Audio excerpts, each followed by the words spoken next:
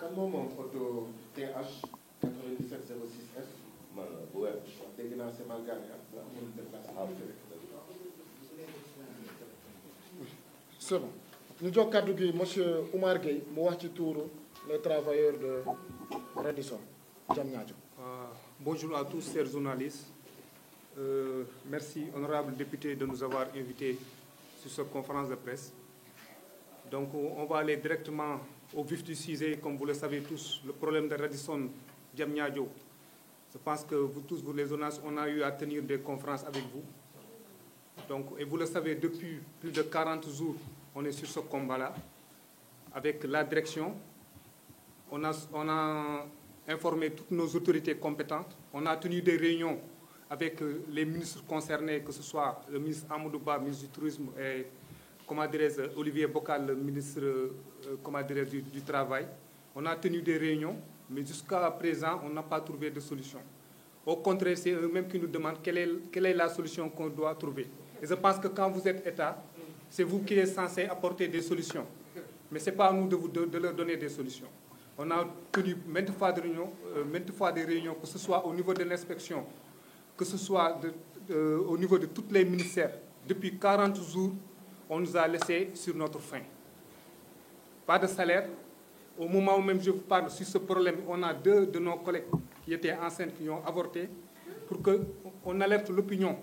pour vous dire que la situation qu'on vit là-bas, c'est stressant, c'est énorme. On est au milieu de Diamniadio, et tout le monde sait que le Diamniadio, ce n'est pas une ville qui est accessible. Et nous avons sollicité nos États. Il n'y a pas une seule autorité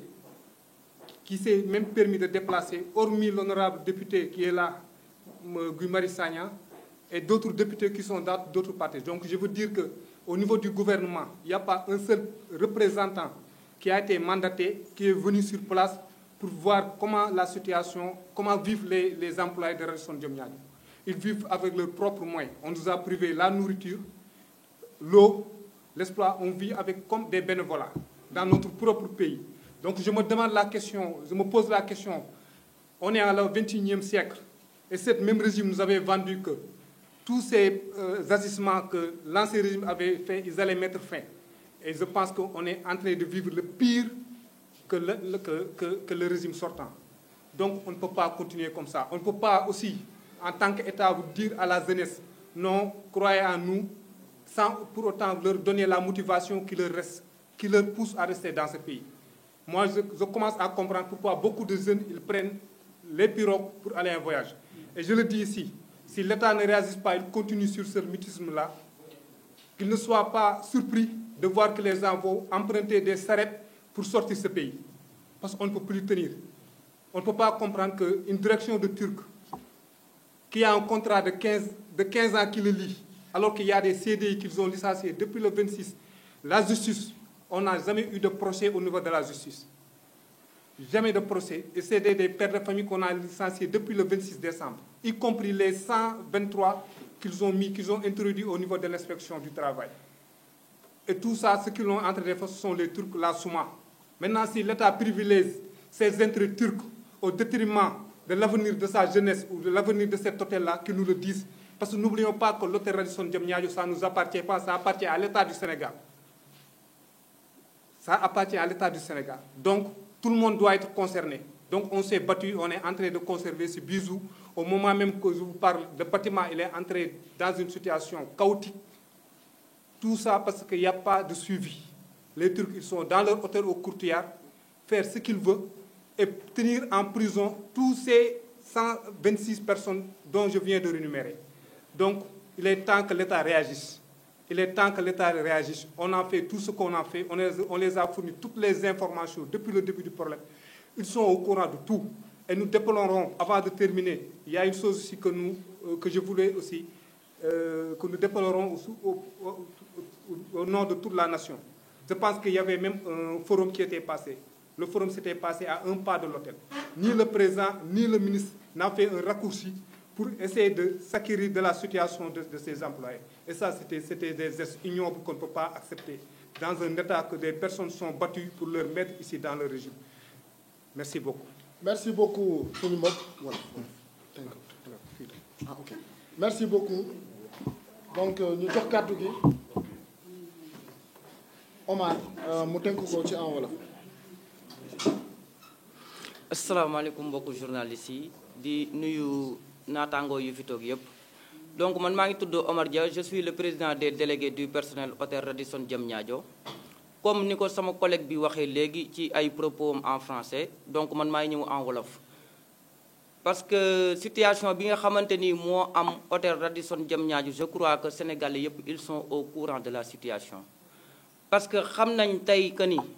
hôtel Radisson Diamniadio état du Sénégal moo ko moom mais daf ko mettre en location au groupe Souma bi ñu naan les Turcs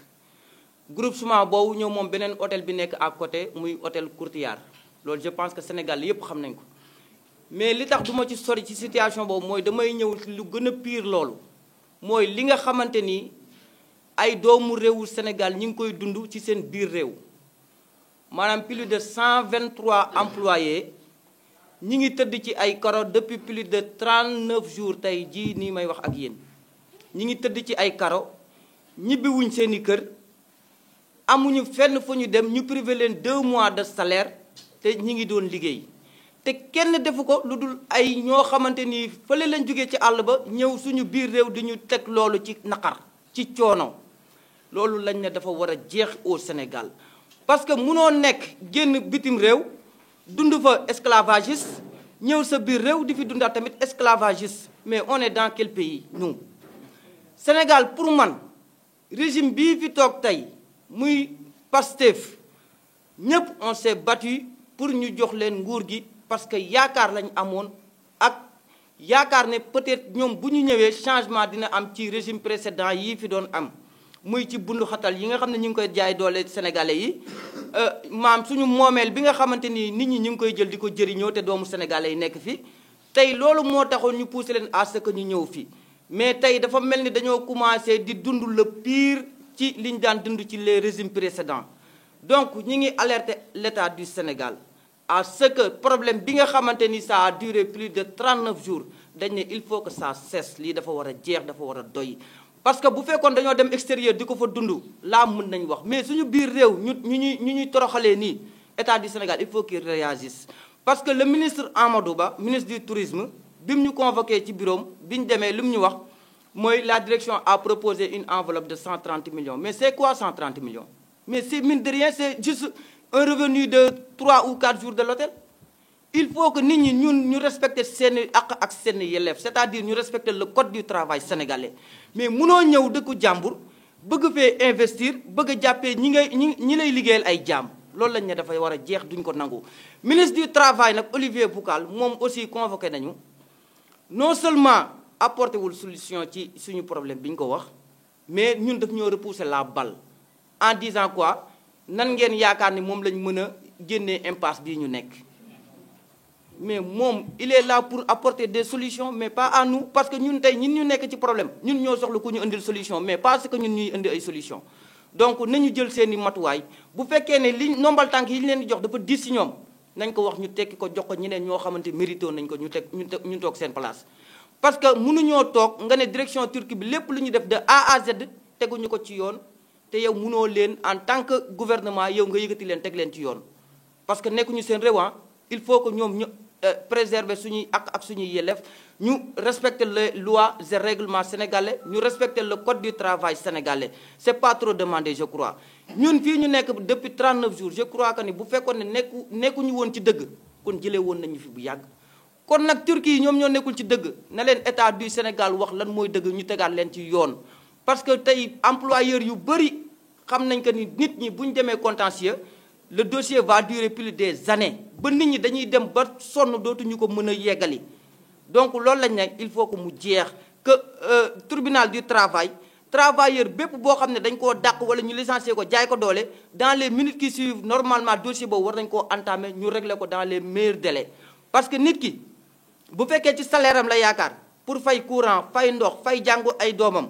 bëgg a wëlbateeku di ci dundee kooku boo ko xañee loolu da nga koo bëgg a xañ teraangaam te loolu lañ ne dafa war a jeex biir Sénégal parce que metti na employeurs yëpp léegi xam nañ loolu moo tax ku ci kii rek dañ naan la bu la neexee nga dem tribunal du travail même les Turcs léegi xam nañ ko li ñu lay wax mooy dem leen tribunal du travail le dossier va prendre des années te yéen du ngeen ko mën a xaar mais quand même il faut que loolu ñu jéem koo changer ci suñu gouvernement il faut loolu ñu jéem koo changer pour gën a dooleel askanu Sénégal il faut que ñu changer loolu pour mën a gën a dooleel xale yi nga xam ne ñoo fi nekk pour lan pour liggéey pour jëmale seen réew kanam loolu nag bu ñu demee ba xañ ko xale yi yaakaar naa kenn dootu fi bëgg a toog moom la sama naataangoo bi léegi doon wax naan ñu ci bëri ñi ngi jël gaal gi parce que amuñu jàmm ci seen dëkk nit nag boo demee ba munoo am jàmm ci sa dëkk bu ko xalaat dëkku jàmbur parce que lii tey ñu accepté Sénégal amul benn dëkk booy dem ci àdduna ñu la ko fay accepté lii bu fekkoon Turquie lañ ko def